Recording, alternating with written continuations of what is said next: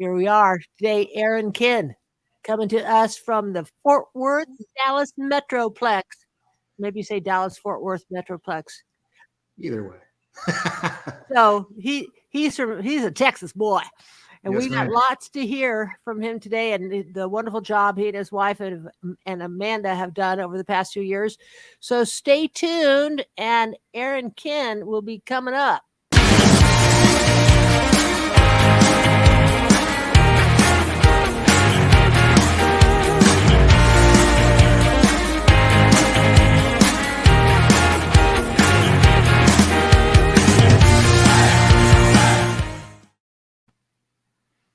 Hey, Aaron. Hey, awesome video. Thanks. I'm so excited to be talking to you today. Well, You're like a mystery man. I want to get to know you. I want to understand what makes Aaron tick. So you are in Keller, Texas, yes, which ma'am. is right near Fort Worth, and it's the Will Rogers Coliseum in Fort Worth that I love to Yes. go show horses in. That's a Yes. great place. So you've been in business, what, 21 years? 21 years. Yes, ma'am. 21 years. Yeah. Well, that's a pretty good run, buddy. Not bad. I've seen every type of market, so Yep. this little shift we have right now isn't really scaring me too much. Yeah. That's right. Yeah. So yeah, that's a key. That's advice I'm giving to anyone is, who you work with matters under any circumstances, but especially in this market. If an agent hasn't seen this before, be cautious. Absolutely. But that's for another call. Yes.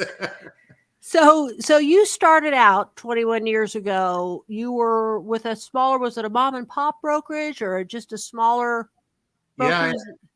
Yeah, just a little, it was a Prudential office. So, a pretty large company, but our office was pretty small.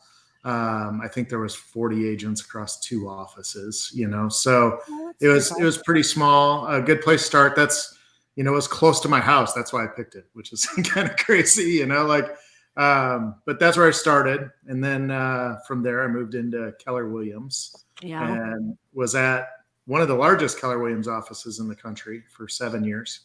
And then moved on my own and my own broker owner. Well, so let me just ask you a question here. Yeah. So why go from, we have a similar trajectory, you and I, but why go from Keller to be an independent? I went the other way around. I was an independent and then went to Keller. So why'd you do that? So the timing was the most important thing for me, or the reason. It was 2009. So the height of the downturn. And at that time, we had restructured our business to work with a lot of REO and bank assets. So in order to get the major assets like Freddie Mac, Fannie Mae, and HUD, you had to be your own broker owner. So it wasn't anything that really Keller Williams did to push me out the door. It was more, I needed to be my own broker owner to get and create more business. And we did. We ended up being direct with HUD and Fannie Mae. And that turned out to be a huge success for us, being able to do that. So you made your decision based on the timing. What the model that you needed to have for the current market was to be an independent broker. Yeah, correct. It just, my bread and butter up until 2008 was, we were a lot of first-time home buyers. We sold a lot of first-time home buyers, or that first move up. And that really got impacted when all of the subprime banks went under basically in one day or 1 week. And, we had to look for another leg, to have some leverage, to have some business to make it through, because it's my full-time career. So I didn't want to go back to teaching high school again. So real estate is a career. That's what I say. So how was that being your own broker? How did that go? It was good. And it was a lot of things I didn't expect, I think is the best way to put it. And it was good from the fact that I had freedom to do what I needed to do. As far as marketing went, or how I wanted to advertise, or where I wanted to put my brokerage, things like that. The things I didn't really expect was how much more time I was going to be involved in the broker side of things that would take me away from what I was good at, which was sales, selling houses. And it actually impacted the bottom line because of that. Number one, I thought I had to have an office space. So we went out and got, couple thousand square feet of office Your space. name on the lease. That's fun. And you have to secure the lease, right? And you have to be personally guarantee the lease, or at least we do here. And then moving from that, I thought, okay, I need somebody there in case somebody walks in, which nobody ever walked in, unless they had an appointment. I rarely had my agents walk in. So it was one of those things where I was paying for an office, and then I was paying for someone to staff it, and then all the other stuff that goes with it. And I wasn't really prepared for, plus all the state audits. And the copier lease and all of the that errors stuff. and emission insurance. And the errors and emission insurance, though small at every other company, is quite a bit larger when you're your own brokerage. I mean, even if it's $1,000 or so a year, it's still bigger than what you'd pay at most brokerages. But then when you actually start having, I had about 12 agents, I think, at the biggest point we were.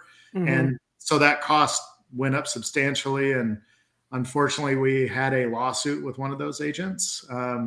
They actually did a transaction outside of the brokerage, meaning they didn't turn it into me. And of course, that was the one that ended up getting a lawsuit. And of course, everything rolls up to the brokerage. She quits real estate. I'm on the hook for all of it. My E&O insurance basically quadruples. Ooh. So yeah, so there was some definite pain there for all of this freedom that you'd get. I think that's one of the fallacies. Is a lot of agents believe that I'm going to be my own broker, so everything I get 100% of everything, and and quickly you realize you don't. I don't want to give my money to somebody else. I'm just going to be my own broker until you do it. I've been there too. So and you're a little bit thinking that's the pinnacle, like being your own broker owner is the pinnacle. Where because you're building a business. That's one of the things, the problems, the challenges in our industry is because as an agent, we really, at the end of the day, don't have a lot to show for it other than our, lock boxes and yard signs have value maybe, but what we've been able to save, which is, important to do. Other than that, we got nothing. So we think, I have a brokerage, I have an asset or something like that, but get down into the weeds of the whole thing. And, it's that old joke. Why do you call him the broker?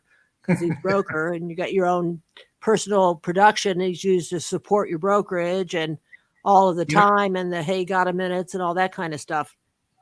Yeah. Kathy, I honestly believe that's one thing you just said that was super important, that when you look at all small brokerages, and I'm talking, 10, 15 people, maybe, if you take out the head of the snake, myself in that case, my production floated the office. Like if I took my production away, we would go out of business. Right. And honestly, you think that's what I'm going to build a sellable asset. Well, it's very difficult to sell a real estate without broker. you. Yeah, without a person producing. And I'll add another layer to that because I've done some coaching with small brokerages, and many times the broker doesn't even realize it because they're so busy doing what they do. And if you take away, the numbers that the agents are putting in and say, hey, Aaron, do you realize that, it's costing you X out of your personal production every month to keep this thing afloat? And frequently the answer is, gosh, I've been so busy, I didn't even realize that. 100% accurate. Yeah, absolutely. From personal experience and then from other brokers I've talked to. So you were experiencing pain and you decided to look around because I know you're with eXp now. Yes. So how did that happen? How did that evolve? And it was back in 2018? 2018. That you joined okay. Yeah. Right. My good friend, Jeff Morrell from Colorado. Jeff. Called and said, hey, you got to check this out. And I've known Jeff for, at this point, 15, 16 years. So I trust Jeff. We had similar businesses. We're in the same coaching program. If he's telling me to look at something that's, beneficial, I'm going to look at it. So I did. And it was a God thing. I honestly believe that because it was at the right timing. All this had just happened with the lawsuit and all of that. And was I looking for something different? No, I was just going to plow through, but something different showed up and I looked at it. And the thing that stuck out, there was two things that really stuck out to me. And that was one, stock accumulation. I had been in real estate for 17 years at that point. And beyond a couple rental properties that I own, I really didn't have a whole lot stocked away for retirement, nor do most agents. Most agents' retirement account is, unfortunately, they're, The next their closing career and life. Unfortunately, there's very few retirement parties in real estate.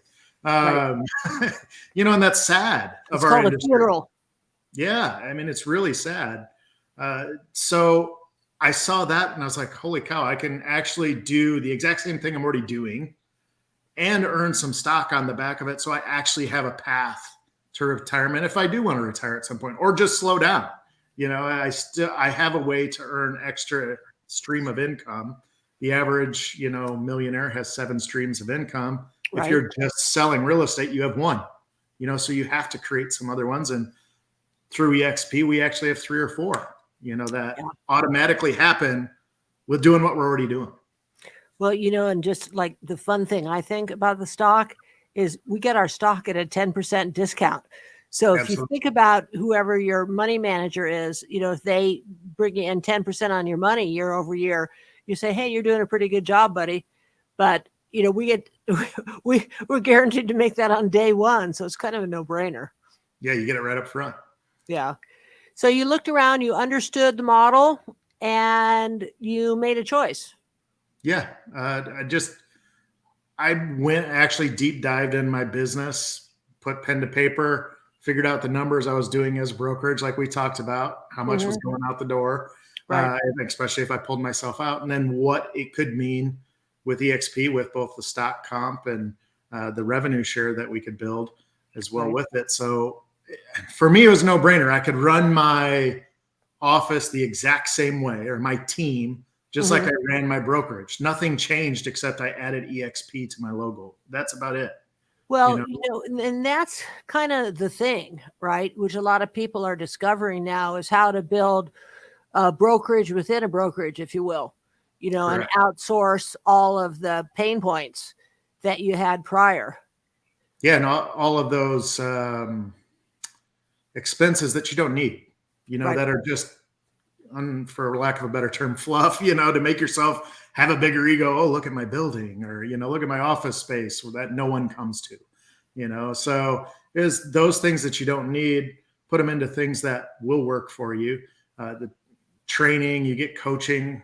I can log in every day and get it if I want to, and we offer that to the newer agents that come aboard. Is they have me they can lean on, but then there's 86,000 agents right now that they can lean on too. Because realistically, a lot of the agents, or everyone I've run into, are an open book. They'll share anything they've got with you. It's pretty amazing the level of collaboration that is here in the company, because we're all owners, and it's like I just called you up and say, hey, Aaron, can you spend 20 minutes with me? And you're like, sure, here, book Calendly. So how's it been? Let's talk about your own personal business. Okay. Sure. How has your personal business been since you've been with eXp? The personal business hasn't suffered at all. We've actually done more business. One, because I got to offload a lot of stuff that I didn't need to be doing as a broker. Right. Got your time back. I got my time back, so I could focus on the things that I was good at again, which was, helping people buy homes and sell homes, and talking to agents about how to do this as a profession, training, those things. So I was able to pour back into my people more because I had to do less of the stuff that wasn't netting me any more income. Well, that's amazing. And your team members, how has it affected their lives? Yeah, they're great too. I mean, everyone, when we sat everybody down at the same time, showed them, hey, this is what I'm looking at doing. I would love for you to see the same things I saw and how it could benefit you. And I think out of the 12 people I had at that time, 9 of them came over. 7 of them are still here. A couple of them aren't even in real estate anymore. So just one of those things. Not everybody's going to stay, but that's every brokerage, right? Yeah. So I knew that coming in, and I think it's plus to their lives as well too, for the same reasons we already talked about. As far as getting stock, and they still have me. I'm still showing them what to do, or training them on how to do things. Still sharing leads and appointments. So nothing really changed from that aspect. So what's your vision for yourself? Where are you going from here? Realistically, I think the biggest thing for me is working towards that end date, so to speak. And I want to have the ability to go travel as much as I want to travel, or go live wherever I want to live and still be able to sell real estate if I want Mhm. to, or Right. build enough. We're an international company. Yeah, You or know, build with enough one license. passive income and Yeah. residual income where I don't have to if I don't want to. So, I mean, Like and that. I've never seen that opportunity until I saw eXp. And it was pretty evident that it could create what I wanted for my future. Otherwise, I was just going to be, the definition of insanity is doing the same thing and praying for a different result, which never happens. Groundhog Day. That's it. Yeah. January 1, it's Groundhog Day. But here Yeah. at eXp, January 1, yeah, there's, real estate that has to be refreshed, but we have a couple other pillars of income that are just going to carry on with us. So we're not starting from scratch every year, which is one of the things I really love. Yeah. It's awesome. So your next step, what will that be? What's your next goal ahead of you? I think my next goal is wanting to share more of what I've done in this business with other people, create businesses for them. Right. And, the old Zig Ziglar thing, you'll get everything in life if you help enough Right. people get what they want. I think that's really my driving force now, is helping agents achieve greatness within the business and within our model. And are you helping agents to do that? Yeah. Yeah. I've done that since, when I think my third or fourth year in the business, I started building a team. Right. And when you start building a team, you have to start doing that. You have to start training people how to do things in your business, So it's just taking it from a small little 1 or 2 person team to a much larger aspect, which you don't really have to have a whole lot more to do that. It's just the knowledge that you already have that you can share. One of the things that I really appreciate is that if you want to have a big team, all of the resources, the top minds in the industry are here to share freely and say, okay, here's my playbook. Send me an email. I'll send you my playbook if that's what you want. If you want a mid-sized team, which is kind of, what I choose to have, same thing. Top minds in the industry. Here's my playbook. Here's what I do. Follow it step by step if you want. I don't care. Or if you want to be a solo agent, same thing, 80 hours a week worth of education if you're just starting out. Or do you want to be a team member? Hey, maybe you're in Texas and you want to be on Aaron's team. So it's just so amazing, the different resources that we can offer agents. Yeah, like you said earlier, I think a key word of collaboration. Yeah. And everyone does that here. And the beauty of this too is we really pull for each other and work with each other. I think this year I've sent out 7 referrals out of state that have closed, and I've received around the same that I have closed that I never would have had. Right. So it's one of those things it's really awesome. And it's a lot because I get to meet people like you through doing Zooms like this and, collaborating, learning a little bit about your business. We were talking earlier about your tech stack and like, oh, okay. Yeah. I'm going to go check that out, because I can pick a little thing from you and implement it into my business that helps my business grow. And then I can let it sift down through the people I work with too. So that's awesome. And I got my tech stack that I'm still working on from my sponsor in eXp. I just said, what's my move here? And he said, do this, this, and this. I said, okay. And I said, well, how do you do this? And he's like, here's my playbook. Okay. Come over and ask any more questions if you want. Yeah, it's perfect. And then you just start implementing, right? Right. Well, Aaron, thanks so much for your time today. I really appreciate it. And I'm going to invite anybody who wants to reach out. Aaron, how do people get in contact with you? Best way for me is I'll give you my cell phone number, 817-939-6584. Or you can email me, 817-939-6584. Okay. Or you can email me, Aaron at kinnre.com. kinnre.com? Yes, ma'am. Okay. Well, thanks, Aaron. Really appreciate your time. And let's keep in touch. Sounds great. Thank you so much. I appreciate it. Okie doke. Talk soon. All right.